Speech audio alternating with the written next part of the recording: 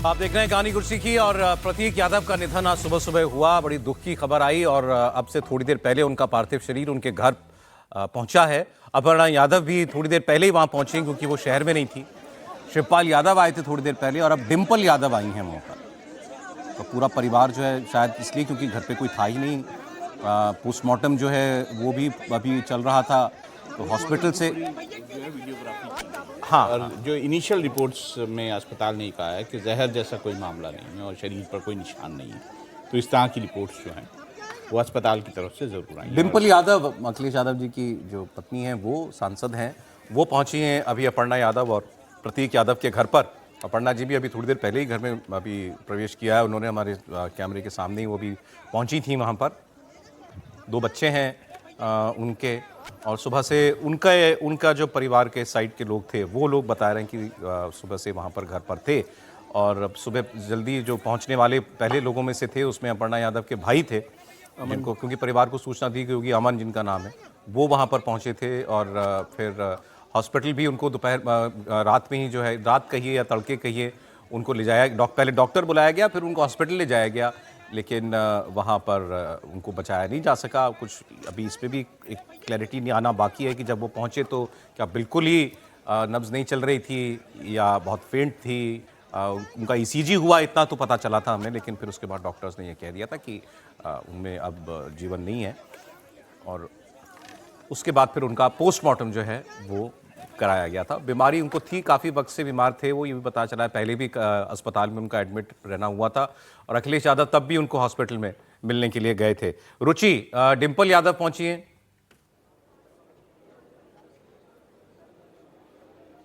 जी, डिंपल यादव अपना जो उनका बेटा है अर्जुन, उसके साथ आई हैं और अखिलेश यादव भी बस अब आने वाले हैं यहाँ पर, क्योंकि सड़क में लोग काफ़ी थे, अब लोगों को किनारे किया गया है और अखिलेश यादव कुछ ही देर में यहाँ पे पहुँच जाएंगे।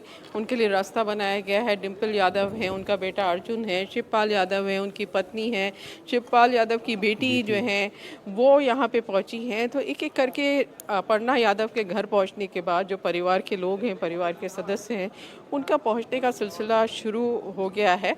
और प्रतीक यादव का पार्थिव शरीर भी यहाँ पर पहुँच चुका है, तो श्रद्धांजलि देने भी लोग यहाँ पर आ रहे हैं।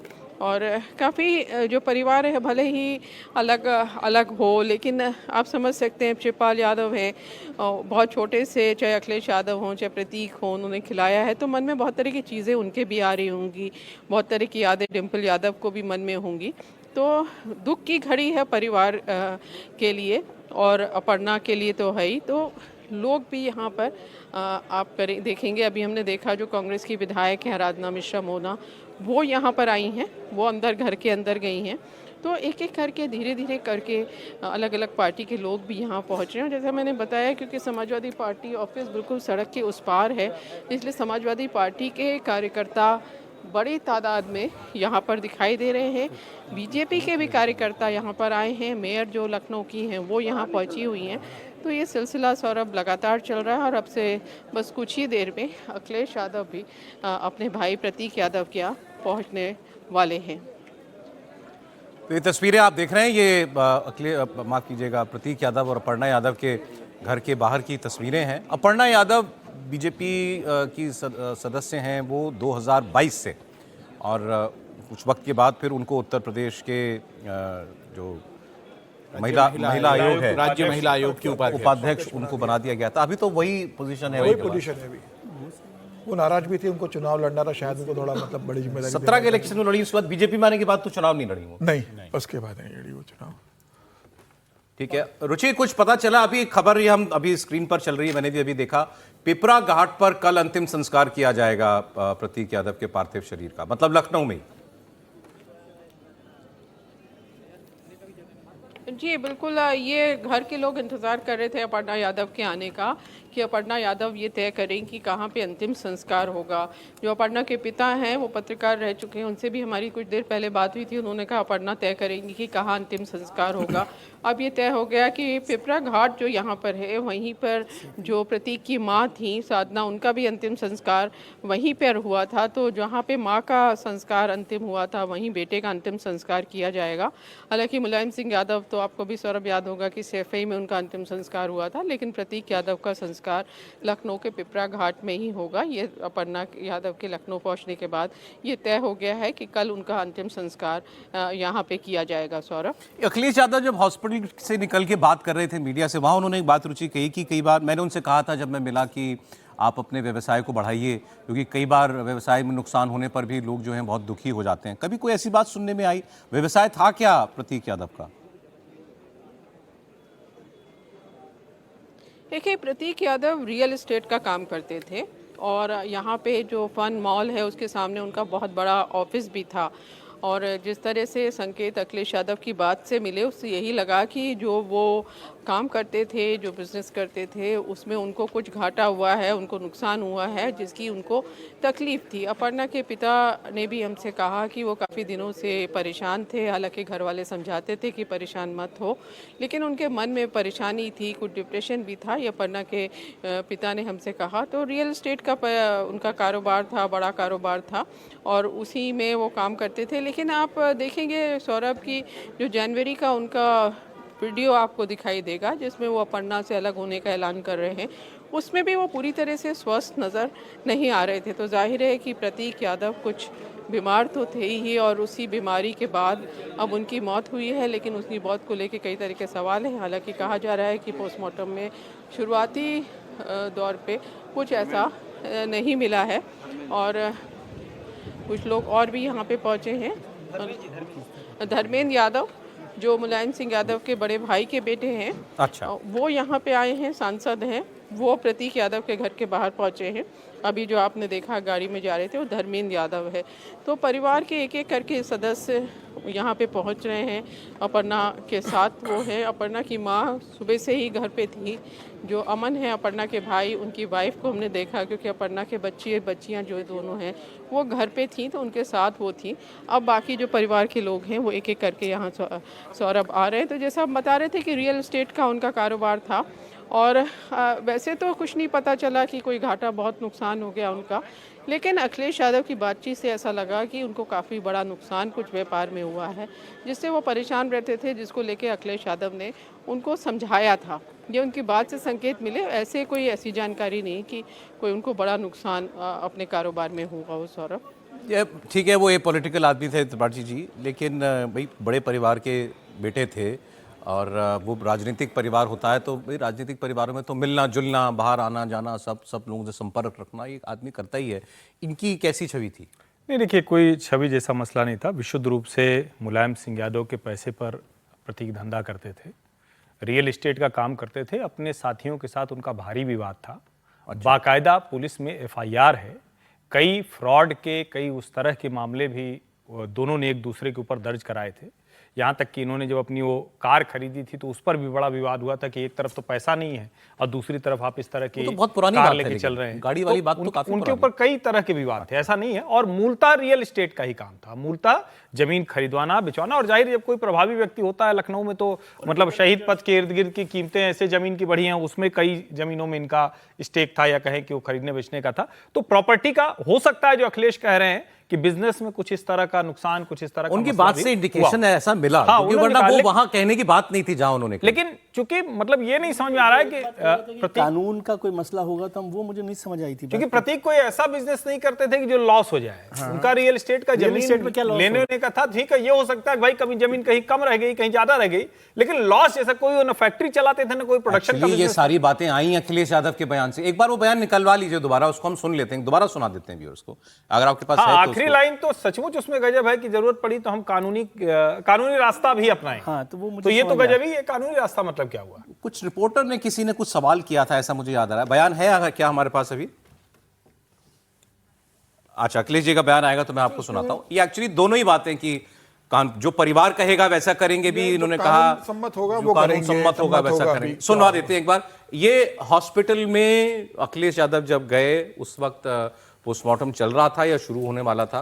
प्रतीक यादव का हो चुका था। KGMC का हुआ नहीं था, मतलब खत्म नहीं हुआ था, चल रहा था। KGMC का वो है। हाँ, KGMC में। और उसके बाद फिर बाहर निकले तो उन्होंने मीडिया से बात की थी, सुनिए। मैंने प्रतीक को बचपन से देखा है, आज वो हमारे बीच नहीं है, बहुत दुख है। और एक अच्छा नौजवान इसलिए था कि बचपन से ही उसे स्वास्थ्य के प्रति, अपने हेल्थ के प्रति और वो कुछ जीवन में आगे बढ़कर के काम करना चाहता था। एक बहुत अच्छा लड़का जो अपने मेहनत से कुछ करना चाहता था। बहुत दुखद है वो आज हमारे बीच नहीं है। अखिलेश जी, लास्ट टाइम आपकी बात कब होनी चाहिए? मौत होनी चाहिए, आपको लगता है जांच होनी चाहिए? स्वाभाविक है कि जो कानूनी और जो कानून कहता है और जो परिवार के लोग कहेंगे उस हिसाब से हम लोग मानेंगे बात। अखिलेश जी, आखिरी टाइम आपकी बात कब हुई थी?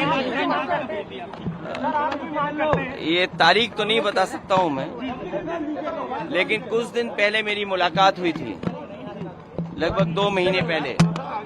उस समय भी मैंने यही कहा था कि अपने स्वास्थ्य का ध्यान रखिए और अपने कारोबार को आगे बढ़ाइए। कभी कभी फाइनेंशियल या कुछ जो कारोबार में जो नुकसान होता है उससे कई बार लोग बहुत दुखी हो जाते हैं। वो हमारे बीच नहीं है। जो कानूनी रास्ता है वो हम लोग अपनाएंगे। और कुछ और लोग अभी प्रतीक और अपर्णा यादव के घर पहुंचे हैं। मेरे ख्याल में मुख्तार अंसारी के बेटे जो हैं वो पहुंचे हैं वहां पर, ऐसा तस्वीर में देख करके लगा।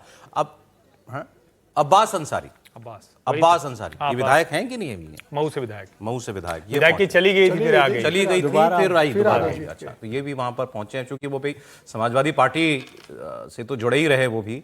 हालांकि ये भी नहीं सुना हमने कभी कि इन्होंने कभी औपचारिक तौर पर सदस्यता भी ली हो पार्टी की, समाजवादी पार्टी की, ऐसा भी इनके बारे में नहीं सुना। विशाल प्रताप सिंह भी हमारे साथ जुड़ गए। विशाल, आज सुबह से हॉस्पिटल में थे जहां पर ये पोस्टमार्टम चल रहा था। कुछ और पता चल पाया आपको, अपने जिन लोगों से आपकी बात हुई हो, किन परिस्थितियों में डेथ हुई है?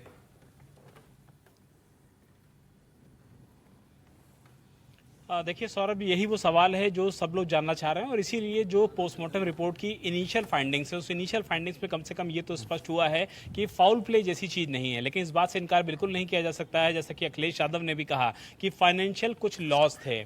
उन्होंने ये भी कहा कि वो कानून के हिसाब से और परिवार जैसा बोलेगा उस हिसाब से काम करेंगे। तो सवाल ये उठता है कि कानून के हिसाब से उन्होंने जो बात बोली है और परिवार के हिसाब से जो बात बोली है, उस बात का आशय क्या है? क्योंकि अगर फाइनेंशियल लॉस किसी को होते हैं तो क्या किसी के साथ किसी तरीके की एनिमिटी थी, कोई ऐसी बात थी जिसको लेकर के प्रतीक यादव क्या परेशान थे? सवाल ये भी उठता है कि अगर आज तड़के सुबह अगर बात कर लिया जाए, 4 बजे के करीब उनकी जब तबीयत खराब होती है, वो किचन में गिर जाते हैं, अनकॉन्शियस हो जाते हैं, तो उसके बाद जो सर्कमस्टांसेस घटते हैं उसके बाद ये क्लियर हो जाता है कि कई सारे उनके इलाज चल रहे थे, जिसमें से ये बताया जाता है कि डिप्रेशन का इलाज पिछले 4 सालों से चल रहा था।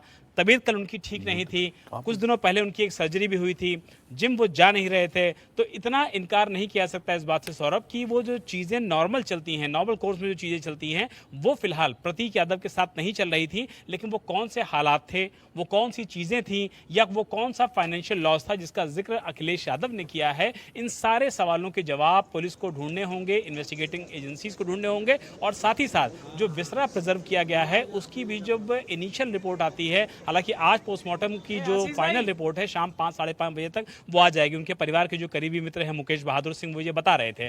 तो हम लोगों को थोड़ा इंतजार करना पड़ेगा और इस बात को लेकर के असरटेन करना पड़ेगा कि अगर प्रतीक यादव की मौत हुई है तो उसके पीछे की असल वजह क्या है। लेकिन फाउल प्ले जैसी चीज कम से कम शुरुआती तौर पर तो नहीं आ रही है, लेकिन बहुत सारे ऐसे पॉइंट हैं जिनके जवाब मिलना जरूरी है। अभी रुचि बता रही थी कि जो कुछ फैमिली मेंबर से बात हुई होगी अपर्णा यादव के, शायद उनके जरिए से पता चला, मेरे ख्याल से आपने भी रिपोर्ट किया था कि वो शायद डिप्रेशन में भी थे, मतलब कोई उनको मानसिक त्रास तो था।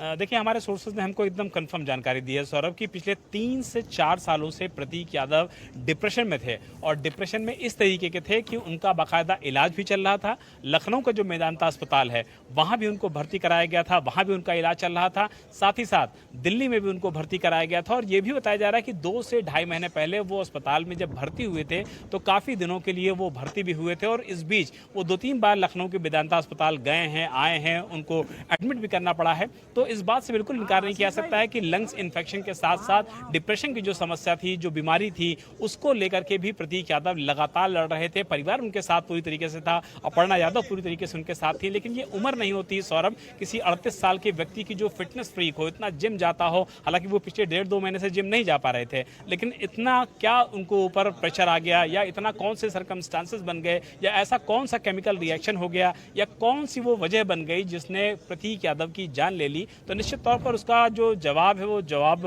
हासिल करना होगा न सिर्फ इन्वेस्टिगेटिंग एजेंसीज को, बल्कि परिवार को भी जानना होगा, साथ ही साथ जो सरकारी अमला है उसको भी जानना होगा, ताकि इस मौत के पीछे की जो असल वजह है वो सामने आ सके और सबको पता लग सके कि प्रतीक यादव की जो मौत हुई है वो सिर्फ और सिर्फ बीमारी की वजह से हुई है, नेचुरल मौत हुई है, या इसके पीछे कोई और भी ये तो वजह आपने है, जैसे कोई और बताया भी शाम को राज है। पोस्टमार्टम की रिपोर्ट आएगी, उससे भी काफ़ी क्लियर हो जाएगा। और ये उनको वो डिप्रेशन में थे और आपने कहा बिल्कुल कंफर्म परिवार कह रहा है कि हाँ 3-4 साल से वो अवसाद में थे, तो ये भी एक बड़ी बात है। देखिए, 2015 में उन्होंने एक फर्म जो है वो रजिस्टर की थी, रियल एस्टेट फर्म, अपने एक साथी के साथ, मोनाल इंफ्राटेक प्राइवेट लिमिटेड, 2015 में।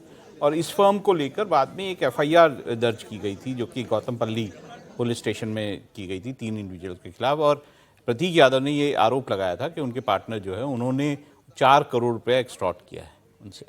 ये एक्सटॉर्शन किया है उनसे। अच्छा, तो ये पूरा मामला चल रहा था, फाइनेंशियल फ्रॉड, मतलब क्रिमिनल ब्रीच ऑफ ट्रस्ट का ये मामला जो है, ये भी एक कारण था कि उनको जो है कहीं ना कहीं मतलब बिजनेस इश्यूज थे, ये ऐसा लग रहा है, बाकायदा बिजनेस इश्यूज थे। और जो बात अभी आपके सहयोगी कह रहे थे उसमें ये था कि उन्होंने मुंबई में भी अपना इलाज करवाया था काफ़ी समय तक, डिप्रेशन का। अभी मुझे लगता है कि जब अपर्णा यादव का बयान आएगा इस संदर्भ में, मुझे लगता है वो बयान भी बहुत महत्वपूर्ण रहेगा कि अपर्णा यादव जब अभी तो परिवार का दुख है, कुछ बोलेंगी वो नहीं, अभी दुख में, लेकिन बाद में बयान जरूर आएगा, निश्चित रूप से बयान वो देंगे। जिस तरीके से चर्चा हो रही है तो बयान जरूर देंगे कि क्या प्रतीक के संग वाकई वो डिप्रेशन में थे, उनका इलाज चल रहा था, कि उनका स्वास्थ्य की समस्या थी। निश्चित रूप से अपर्णा यादव का इस बयान आएगा, और जब अपर्णा का बयान आएगा तो मुझे लगता है कि चीज़ें और क्लियर होंगी, और पोस्टमार्टम रिपोर्ट में सारी चीज़ें लगभग क्लियर हो जाएंगी कि इसके बड़ा कारण क्या था उनकी डेथ का, क्या लंबे समय से बीमार थे, कोई लंग का इन्फेक्शन हो गया था, डिप्रेशन में थे, या कोई उन्होंने कोई ऐसी मेडिसिन ले ली थी, हेवी डोज दिया था जिसका साइड इफेक्ट्स बॉडी के अंदर हो गया, उनका हार्ट फेल हो गया। मुझे लगा कि तमाम बातें जो है वो पोस्टमार्टम रिपोर्ट जब शाम को आएगी तो 5 बजे उसमें सब चीज़ें सामने हो जाएगी।